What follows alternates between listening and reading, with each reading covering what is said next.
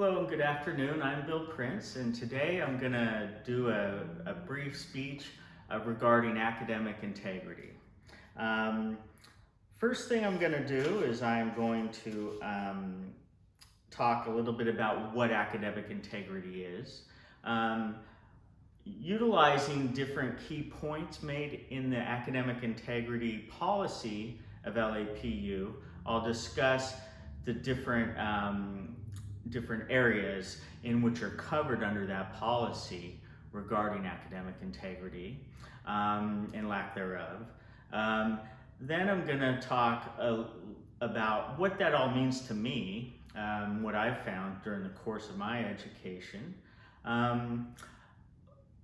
followed by me discussing what that offers a speaker, and then what that offers the listener. So first, let me just talk a little about what is academic integrity. Academic integrity involves basically navigating the educational environment in a way of high moral character and an honest way. There are key elements that are identified in LAPU's academic policies and academic integrity. First thing that's discussed is avoiding plagiarism and the importance of that. Plagiarism essentially is not giving credit for another's words, statements, both written or oral, or their thoughts. So it could be an individual's conclusions, not just the words that they say, deserve to have some form of credit assigned to it, that they were the ones that came up with that. Now, there is such a thing as self-plagiarism. One could plagiarize their own work. Utilizing one's work from prior assignments, having not had express permission, and also not citing work that was prior is also a form of plagiarism. Cheating is the word that we're most knowledgeable, probably starting from a young age. Everybody says don't cheat. That basically involves using some form of aid or shortcut in order to obtain a better grade without using the established means of obtaining that, I should say. Now, fabrication has to do with falsification or invention of information or sources or citations that don't really exist. Another thing that would be dishonest. Okay. Now, what does this all mean to me? Now, starting at a young age, we learned to write papers as in elementary school, middle school, and not necessarily focused on citations. They just want us to get context, be able to write, grammar correct, things of that nature.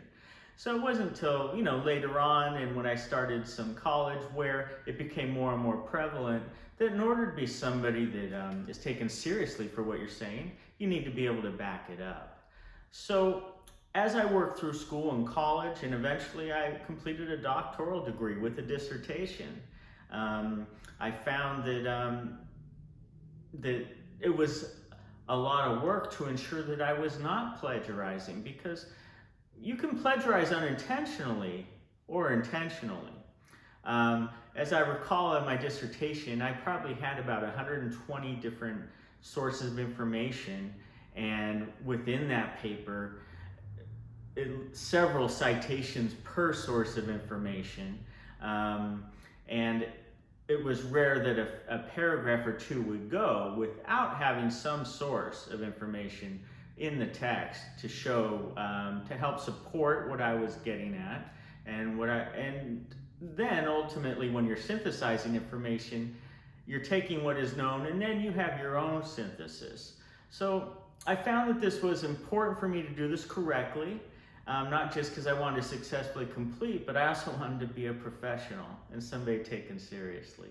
I don't believe my degree would mean a lot if I had obtained it by taking a lot of shortcuts. The only way to get there really is to do the work. Now, what does this offer a speaker? Now, often we'll talk, I've seen it discussed in this class about, wanting to have more confidence and wanting to feel more comfortable speaking in others.